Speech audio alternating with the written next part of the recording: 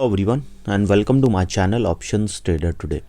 So today in this video I will explain you how the price of silver has moved in the last month and how the price of silver can move in the next month.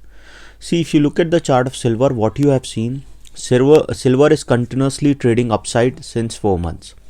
Okay, because these are the candles, monthly candles you can see, and there is a continuous upside. Okay, and I've already explained you that 17.5 is a point where the price, if come close, we can see a bounce back can come, because this level is only tested once.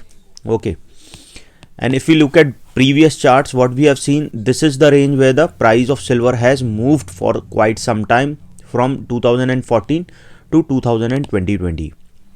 Okay, and the price was stable and in a range bound in this particular. As soon as we have seen the pandemic got over, okay, after the sharp fall, we have seen a sharp rise has come and silver has made a half around $29.84. Okay, and from that point of time we have seen it hit twice all-time high, means a 10-year high. After that it is continuously moving down. After making a low of around $17.5, we have a swing forming at this particular level and now trading continuously on the upside. Okay, and before that, what we have seen, that since 2005 to 2011 it was continuously an uptrend for 5 years, and after that it is continuously on the downside. You can see it has still not reached that particular level. So what we can see in the month of January 2023, see, if this level sustain, which is on a higher chances, because a trend from 4 months is continuously on upside and we are continuously seeing green candles. Okay, so chances are very high that we can see it can go towards a level of around $24.663. Okay, and this level is already weak resistance. Okay, so chances are very high that we can see it can cross this particular zone. Now trading at around 23.703, so it can go towards a level of $24.284. Okay, and this level is already being weak support, so chances are high that we can see it can move further upside towards a level of around 24. So once started moving, we can see it can touch a level of around $24.284, and from there we can see it can touch a level of around 24.536, and 24.536 again a weak support, weak resistance, so chances of moving further upside is there. We can see it can go towards a level of around $25.259. Okay, and if that level sustain, then chances are very high that we can see it can go towards a level of $26.305. Okay, keep this in mind, because the trend is overall we can see in the positive side.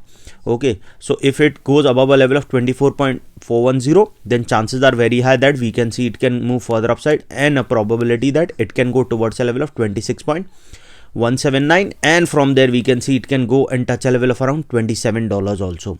So you have to be ready for that once it starts sustaining, because this is the point of around 25.042 is the resistance. If the price sustain above this particular point, okay, so chances are very high it can go towards a level of around $26.053 to a level of 26.973, and if that level move further upside, we can see a level of 28 also, and then further upside. So you have to keep this in mind, the trend is upside.